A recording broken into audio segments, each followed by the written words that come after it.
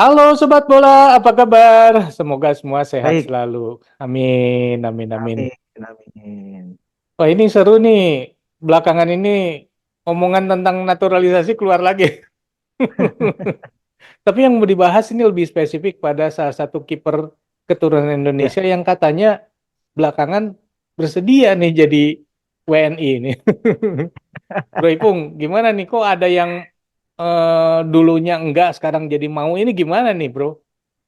iya kalau kita sebut aja namanya ya, Emil Audero Mulyadi. Eh, Itu kan seorang kiper yang sebetulnya di Liga Italia sekalipun, dia sebetulnya di awal-awal punya prospek yang sangat menjanjikan. Bahkan dia juga pernah memperkuat Italia di level ini usia gitu loh. hmm, Kalau nggak salah di under 19 dia pernah dipanggil untuk timnasnya Italia. Jadi dengan demikian sebetulnya Emil Audero ini punya prospek yang bagus ketika bermain di Liga Italia. Bahkan dia juga kan pernah bermain di Sampdoria segala macam hmm, dan di Genoa kalau nggak salah. Dan itu juga kan menunjukkan bahwa level permainan dari Emil Audero juga cukup menjanjikan. Jadi ketika saat itu dia masih punya bargaining power, artinya masih punya prospek yang begitu menjanjikan untuk bisa memperkuat sewaktu-waktu bisa memperkuat timnas Italia senior, dia juga masih dalam kondisi ya tidak memperhitungkan ya, tidak memperhitungkan Indonesia. Apalagi saat itu Indonesia belum menunjukkan tanda-tanda perbaikan, perbaikan dari sisi organisasi, terutama ya dari organisasi federasinya.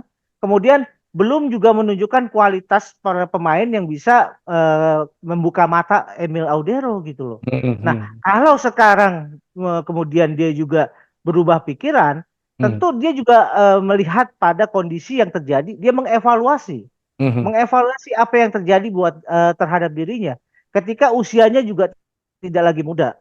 Sementara di usia-usia yang tidak lagi muda, di usia 27 28 gitu ya, dia juga belum kunjung dipanggil oleh timnas Italia gitu loh. Nah, mungkin ini juga yang menjadi kebimbangan akhirnya ada perubahan orientasi dari Emil Audero untuk mulai mempertimbangkan memperkuat timnas Indonesia. Apalagi belakangan timnas Indonesia kan begitu menjanjikan ya dengan masuk ke fase ketiga di kualifikasi Piala Dunia. Kemudian dari dua hasil pertandingan juga menunjukkan hasil yang cukup positif gitu loh, bro. Jadi artinya tanda-tanda menuju ke Piala Dunia itu sudah mulai kelihatan gitu, bro. Ya memang sih kalau lihat Hmm, timnas sekarang kan memang banyak disorot nih, banyak disorot oleh ya apa peliput lah, peliput media sepak bola di seluruh betul, dunia ya. Karena memang betul. Indonesia ini kan unik ya.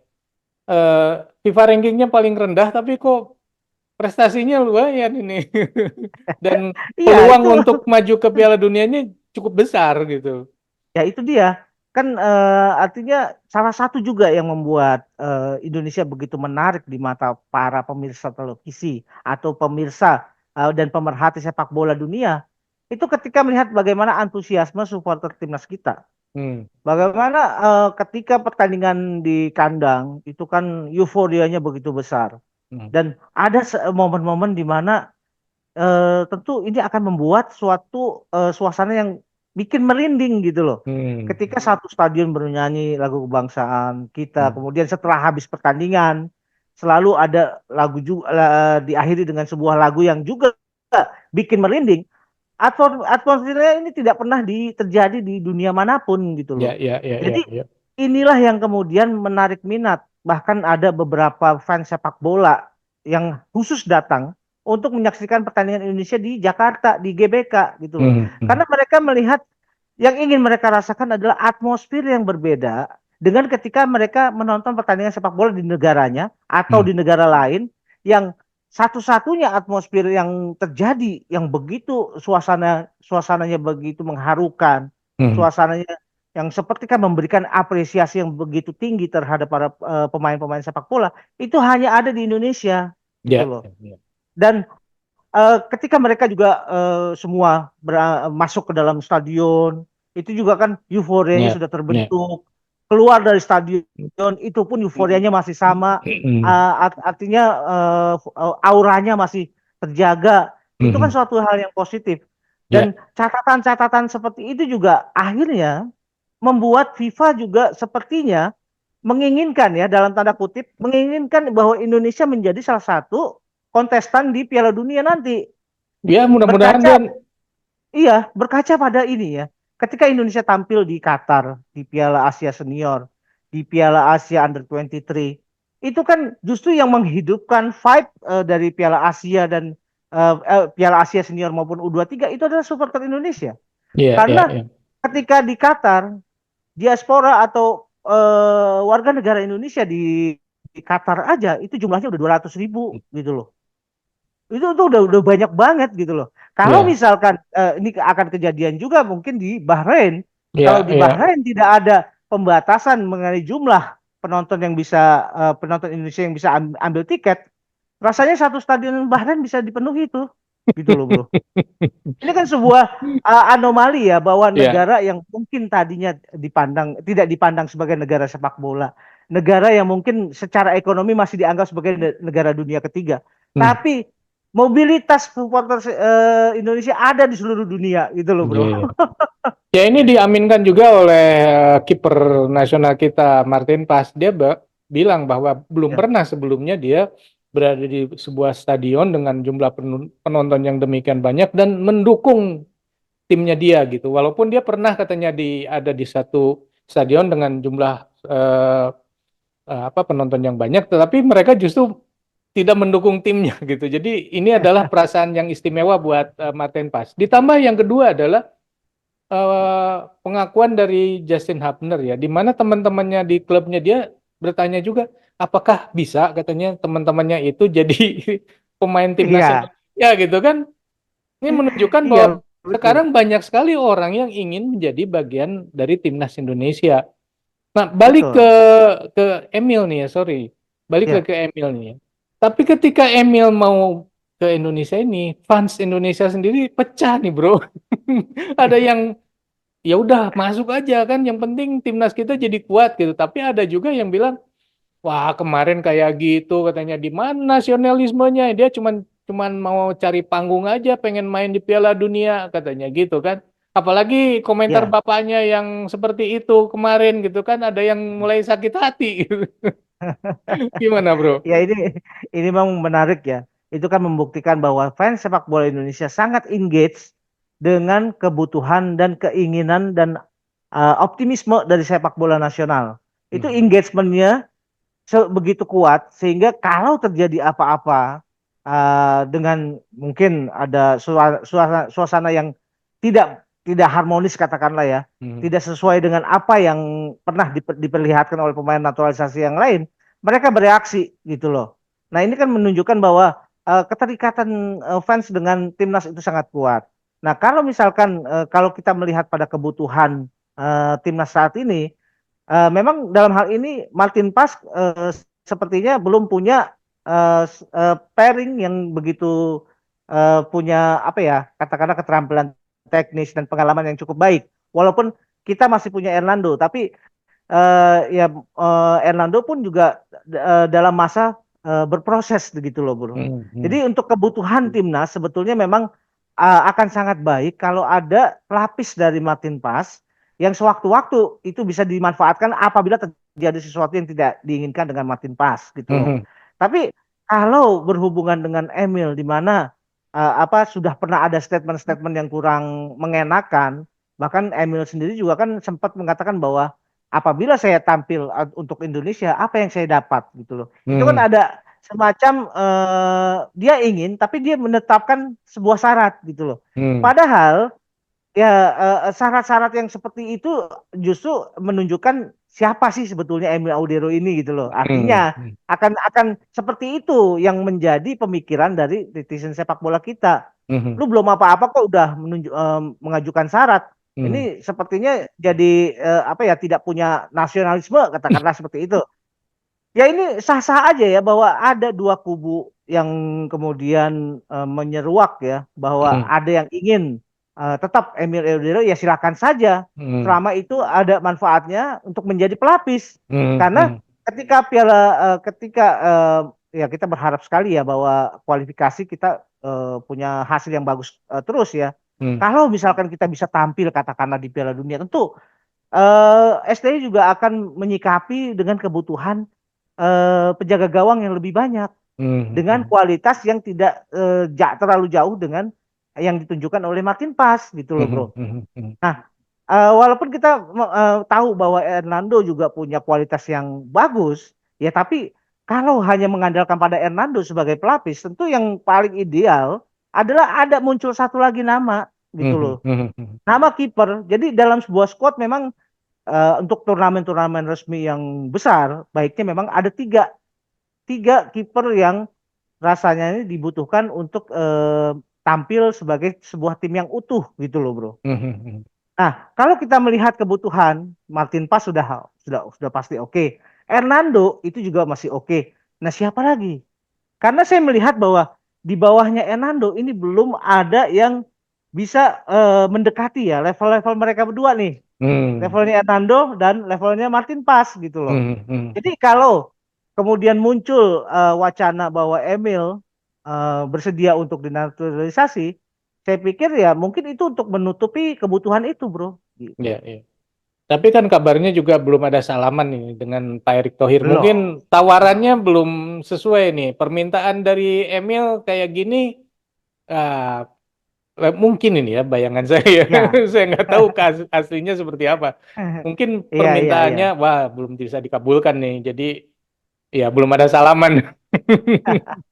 Ya itu masih belum lah gitu loh. Ya, ya. Tapi gini ya, kan kemarin ada yang bilang bahwa ini ada grade gitu ya, bahwa Indonesia Hmm. sekarang pemain naturalisasi dengan grade A, grade B, dan segala macam. Ini ada penjelasan nggak bro mengenai ini?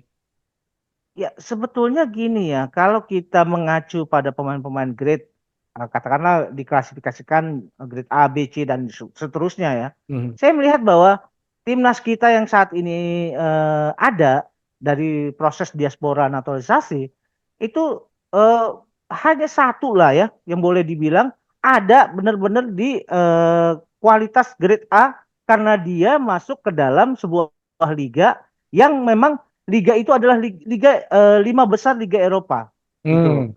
Liga lima besar Liga Eropa tuh ada di Inggris, Prancis, Jerman, Spanyol dan Italia gitu loh. Jadi hanya JIC saja yang sebetulnya kalau merujuknya pada bagaimana level pengklasifikasian liga-liga Eropa, rasanya emang hanya JIC yang tampil di liga itu gitu loh. Hmm. Di grade itu, di level Hmm. itu. Sementara untuk naturalisasi yang lain itu kan berada di level-level berikutnya karena Liga Belanda, Liga Belgia dan seterusnya Liga Swedia dan sebagainya itu tidak masuk ke dalam liga liga topnya Eropa. Nah, Hmm. cuma yang dibutuhkan yang dimaksud oleh Grade R ini adalah eh, tim-tim ya apa atau pemain-pemain yang memang Hmm. punya etos kerja, punya budaya sepak bolanya, memang budaya sepak bola yang masuk ke dalam tingkat profesionalitasnya sudah sangat tinggi. Dan biasanya pemain-pemain yang punya profesionalitas yang tinggi itu ada di liga-liga Eropa gitu loh. Hmm.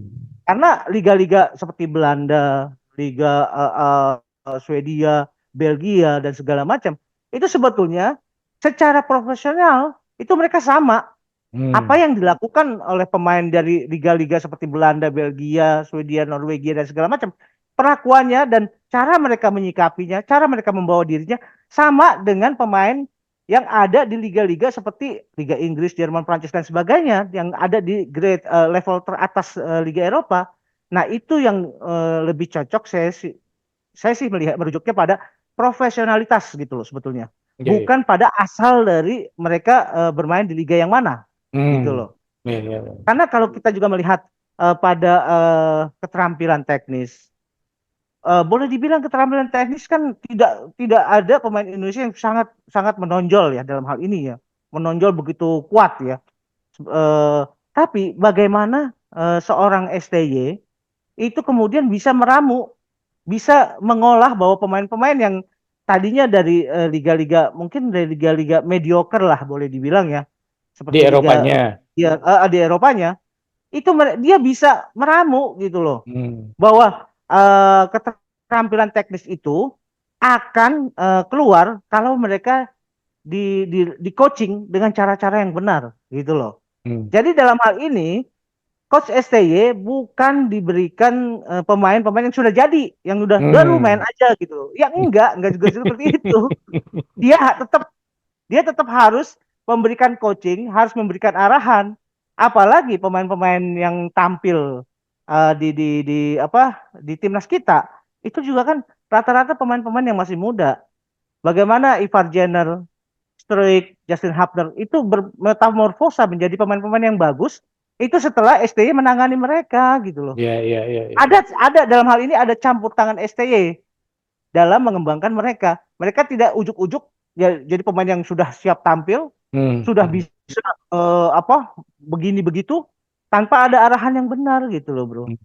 Ya, artinya mereka ketika bertemu dengan STY pun dengan arahan-arahan dari STY malah kemampuan atau skill sepak bola mereka jadi lebih baik lagi gitu ya. Betul.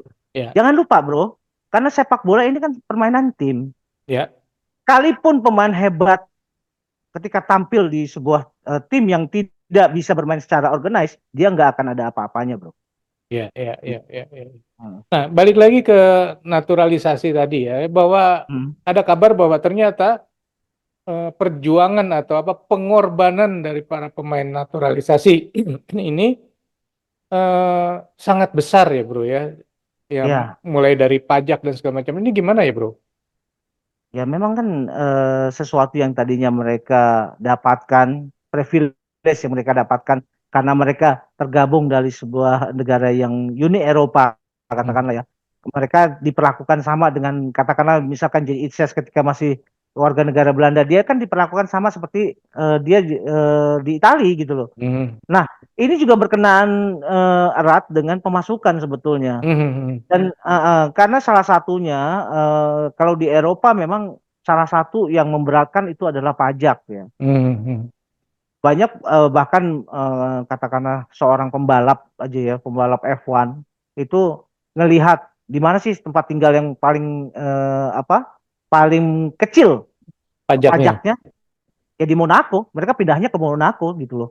Rame-rame itu pindah ke Monaco untuk menghindari pajak gitu. Nah, kalau misalkan seorang J. Itzes yang sekarang sudah menjadi warga negara Indonesia, tentu pajaknya juga berbeda. Dia bukan lagi Ya. diperlakukan sebagai warga Uni Eropa Hmm. dan tentu pajaknya ini pasti lebih besar. Nah, Hmm. itu juga kan sebuah pengorbanan yang mungkin tidak banyak diketahui oleh banyak orang Hmm. bahwa privilege-privilege yang mereka terima sebelumnya itu hilang setelah mereka memutuskan menjadi warga negara Indonesia. Apalagi Indonesia kan tidak mengenal yang namanya duit kewarganegaraan ya. Hmm. Indonesia hanya mengenal satu single satu kewarganegaraan. Ketika dia memutuskan untuk warga negara Indonesia ya untuk seterusnya dia akan menjadi warga negara Indonesia. Perlakuannya juga akan berbeda nantinya gitu loh. Hmm. Dan ini kan bentuk pengorbanan yang tidak kecil gitu. Ketika mereka memutuskan untuk bisa tampil di timnas kita, Ya. tentu mereka juga punya bayangan bahwa kalau misalkan mereka bisa membawa Indonesia tampil di Piala Dunia, tentu apa ya? Ini kan sebuah etalase ya. Mereka juga sedang menjual dirinya ketika tampil di Piala Dunia. Bisa jadi bahwa harganya akan melonjak ketika dia tampil di Piala Dunia nanti, gitu Dan loh. Dan apa mudah-mudahan yang menunjukkan terjadi. kualitas yang Hmm? bagus kan gitu ya. Betul, bro. Oke, sobat. Ini seru nih kalau ngomongin naturalisasi. Bukan perbedaannya, tapi gini ya. Ini buat sobat sendiri kira-kira mendukung nggak nih kalau Emil masuk timnas ini? Karena kan selama ini ya belakangan ini terutama banyak yang pro dan kontra. Ya ada yang bilang bahwa ya udah masuk aja, yang penting Indonesia timnasnya kuat gitu ya. Tapi ada yang satu lagi bilang ah enak aja katanya kalau lihat timnasnya udah mulai bagus begini dan ada peluang maju ke Piala Dunia baru dia mau ikut gitu ya. Kalau sobat sendiri memilih yang mana nih? Memilih Emil gabung atau tidak? Lalu bagaimana dengan pemain-pemain keturunan Indonesia lainnya yang sekarang sudah mulai nih, mulai melirik Indonesia nih. Apakah mau diterima juga? Silakan tulis di kolom komentar. Sekian dulu obrolan kita lanjut di obrolan lain. Sampai jumpa. Bye. Thank you, bro.